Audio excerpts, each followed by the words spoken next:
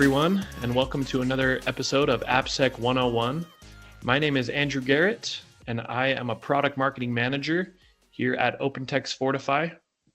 And I am pleased to be joined today by Eitan Worcel.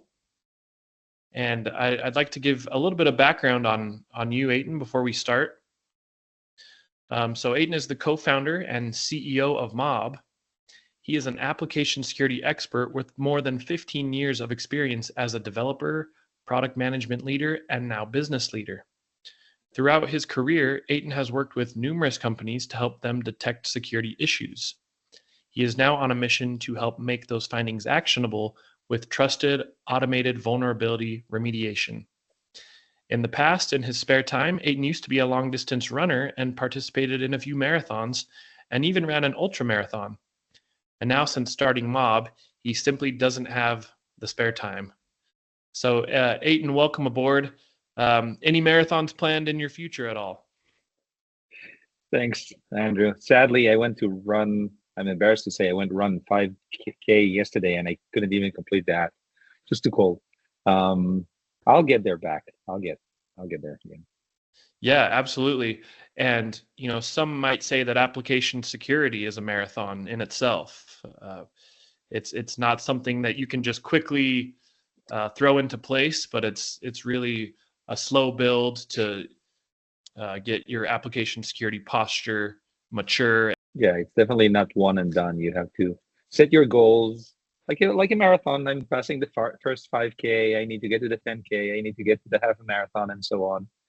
And as long as you have achievable goals, you can see the progress, and you can meet the target at one point. I think that one of the difference between application security and marathon ends at a certain point. Application security is a never-ending journey. That's right. That's a great point. Well, Eitan, our topic today is around false positives, and specifically false positives in SAST. Mm-hmm. So I was wondering if you could give us a little bit of a background, a little bit of an explanation. What are false positives in SAST? Sure. So just for make sure everyone are aligned, SAST is the static application security testing, when you use tools such as Fortify to scan your code, your first-party code, to find vulnerabilities. And there are limitations in the technology. So there are two kinds of false positives. One false positive is when the tool gets it wrong. It looks at the code, it thinks that there is a problem, but the code is actually okay. And that is a limitation in technology that is being reduced over time. I think that I saw Fortify Aviator, for example, talking a little bit about that, reducing it. But to be honest, this is the smaller part of the false positive, of what people consider false positive.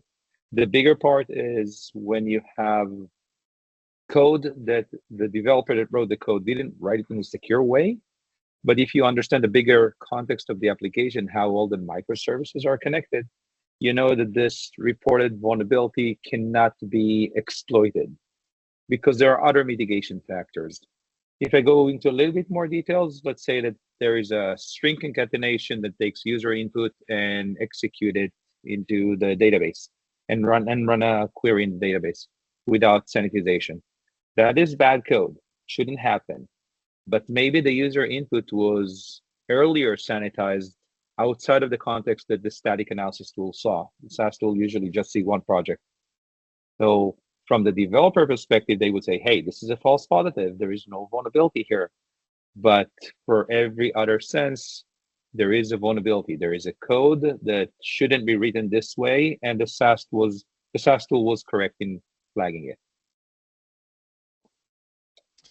So what can be done about false positives? Is there anything that we can do on our end, on the DevOps side, to help mitigate these false positives? Yeah, sure. Several. So there are different approaches, right? There are certain technologies these days talking about reachability, exploitability, that can understand a bigger context of how things are being done, and maybe identify certain areas that are sanitizing and then flag those issues as non-relevant. Another approach, which some of the SAST tools provide, is that allow the customer to define certain sanitizers that the tool itself couldn't recognize on its own. And if anything goes through that sanitizing method, it is clean, let's say. I think that from my perspective, the way I see, and there is a debate in the industry about it, but the way that I see it, if a static analysis tools report on a problem in your code, if you look at the code and the code is bad, and bad means it shouldn't be, there are secure ways to write it, and the developer didn't do it, developers should fix it. Now, I know it's a loaded problem, because if you run a static analysis solution, you will get hundreds or thousands or even hundreds of thousands of findings, and you cannot fix everything. And therefore, people put a lot of emphasis of, is it reachable? Can it be exploited or not? My take on it is a little bit different, saying if the code is broken, you should fix it. You should fix it because it's the right thing to do. It's more secure. It's more, it's written the right way, but also because developers, the number one way developers like to code is copy paste. So I will take code that is bad, but because all sorts of tools that I'm using, it's not flagged as something that I need to fix, I'll take that code and I paste it now in another place. But in that other place, now it's vulnerable. As a developer, this is going to be very confusing for me, because I trust the security tools that I'm using, and I trust my security team, and no one told me that this code is a problem, but now they are telling me it's a problem. I think maybe something more up to date, people use Copilot. People use other code generation tools, Whisper, Tab9, and such. Those tools are basically a glorious copy paste machines, right? They take code from one place, put it in another, and they learn the whole concept of how it's being done, which is amazing, is writing code that will be familiar for you as a developer. So they try to learn from how you write code, how code is in your repo. And if you have a lot of vulnerable code in your repo, exploitable or not, they will use the same patterns. So I'm on the side that if you have vulnerabilities in your code, if you have code that is flagged as vulnerable by a SAST solution, you should address it. Still, I understand the prioritization, but I don't want people to think that if it's not exploitable, they shouldn't fix it. It's just they can fix it later. They don't have to rush to it now. I don't think I answered your exact question on what people should do, or how people can eliminate maybe false positives. I think there is more of reachability and looking from the algorithmic approach, from the architecture approach of areas that are clean, and maybe from that side, you don't need to follow any vulnerability. But again, as I said, I'm more on the side that if Fortify tells you there's a problem, and you look at the code and it looks like a problem, fix it. It doesn't matter if it's exploitable or not. Okay, so it sounds to me like you are on the side of prevention, an ounce of prevention, right? And what I mean by that is the developers who are writing the code, they should be aware of security best practices right from the start. So rather than tacking security on at the end of your SDLC, you're really integrating security in as a part of the process, and thus you're eliminating false positives before they even become false positives, right? Because you as the developer are using security best practices. Am I understanding that correctly? Yeah, I mean, that's why I advocate. I'm not a developer anymore, and the world is safer since I stopped writing code.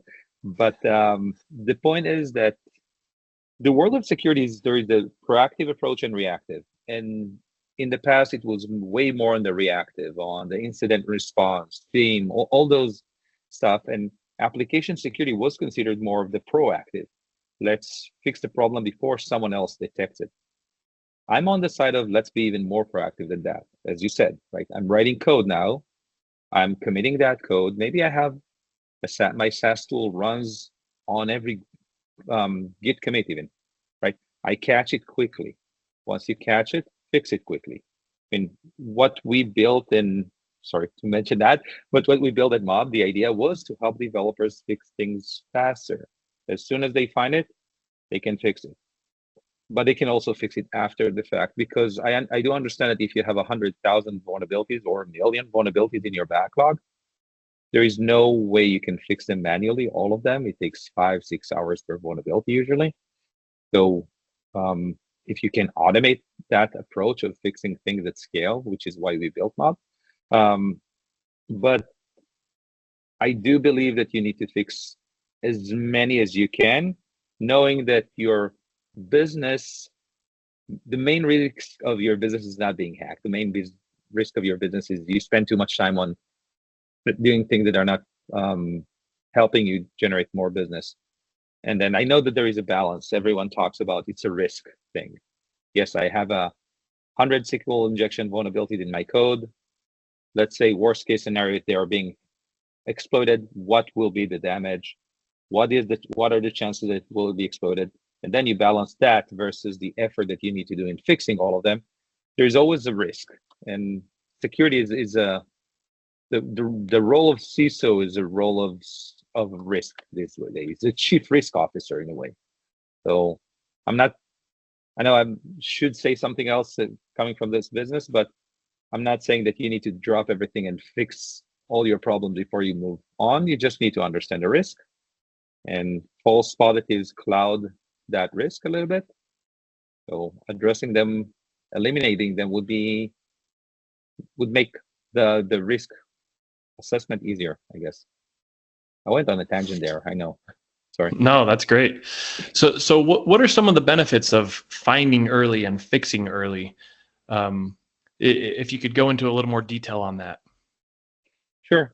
I gave a talk recently in OWASP in San Francisco with another person named Dustin Lair, and we were talking about the current way people are doing things. They run scans, they look at the results, and they assign SLAs for those issues. Those SLAs are later being not met, and people are filing exception. Let's get rid of that SLA game, because we know we are not going to beat those SLAs game. If you find an issue, you need to try your best to eliminate that issue as soon as you find it. And again, even if it's a false positive because the code is bad but not exploitable, as a developer, if I just committed a code and the tool tells me that, I know how to change it quickly. Or with additional tools, I can know how to fix it quickly, and it will never get into my huge security tech debt, and it will not be exploited later. So that's the approach that, as an industry, we're trying to do for a while. Hopefully, as technology advances, we are going to be able to do that now. Yeah, and something I've heard a lot is the industry is evolving from shift left to shift everywhere, right? I mean, security is everywhere now. It should be a part of the process. It should be DevSecOps integrated into everything that we do. I mean, one of the reasons that the DevOps worked is that it shows businesses that there is value, that it saves money, that people can deliver things faster. DevSecOps struggled because it's hard to show the benefit. It's hard to show that if you care about security early on, you will save money later. But I think we are getting there, and I think that whether people want it or not, between the fact that it is working and new regulations coming up, right? PCI 4 is coming at the end of March of next year. If you are not addressing your vulnerabilities now, you will need to address them before April of next year. So why wait? Do it earlier. You will save more effort, more money, more everything. Yeah, absolutely. And let's talk about some solutions that can help us with this. And obviously, your company Mobb is a big player in this. And talk to us a little bit more about Mobb and how Mobb can help us find and fix vulnerabilities early. Sure. So Mob, through our partnership with Fortify that was announced a year ago, I think, more or less, we are not in the business of finding problems. There are enough good tools in the market today to find problems in the code, but then developers and companies are left with a long list of problems to solve, whether those are new problems or old problems that are accumulated. The way that Mob works, we ingest the results of the static analysis tool that you're using. We're not coming to ask the company to change anything. if they scan manually or scan quarterly on schedule or on every nightly build or even on every pull request. Mob is just the next step in the process. Takes in the results from Fortify, the famous FPR file, and automatically starts fixing the problem, the reported findings, and those fixes, code fixes, again, first party code fixes, can be automatically pushed into their GitHub, GitLab, whatever SCM tool that they are using, or they can be evaluated first in our solution and then being pushed. I think that the unique value, well, I don't think, the unique value that we bring is that it's not a technology that is based on AI, everything, that we developed our own model, train it, tune it, and do prompt engineering. No, we actually wrote algorithms to fix every one of the issues that we fix. Yes, we use AI in many of the algorithms that help us write them faster, but the results that you get are deterministic, are predictable. If you see a fix that you like today, on the first issue, you will see the same fix on the second instance and the 100 instances of the same issue, so you can trust it. And earning trust from developers is very hard to get. It's easy to lose, it's hard to get. So developer can check the first fix, the second fix, they will see it's the same one, and then they can mark 100 fixes and just click commit. And that's the value that we bring. We want to help you eliminate the current backlog that you have, and also any new instance that will be discovered, as you mentioned earlier, with the shift left. Any new instance that will be discovered will be quickly fixed, assuming companies do the shift left and DevSecOps. We're not judging anyone. We're just trying to align with the way that they work. And I think that's good that you still leave it up to the developers. You're still giving them the control in their hands, because I think that's a fear that a lot of people have with this emergence of AI. I mean, we're hearing about AI everywhere now. It's in all the headlines. It's the latest craze, right? AI is everywhere. And that's the fear I think that developers have is, I can't leave this all up to AI. I still want to have my say, and I still want to have my hands in this. And it sounds like that's what Mob provides. Yeah, I mean, one of the big changes, we tried to use AI from the very beginning, and we still do with different models through OpenAI, Mixtral, Sonnet, Claude, all of them, Gemini.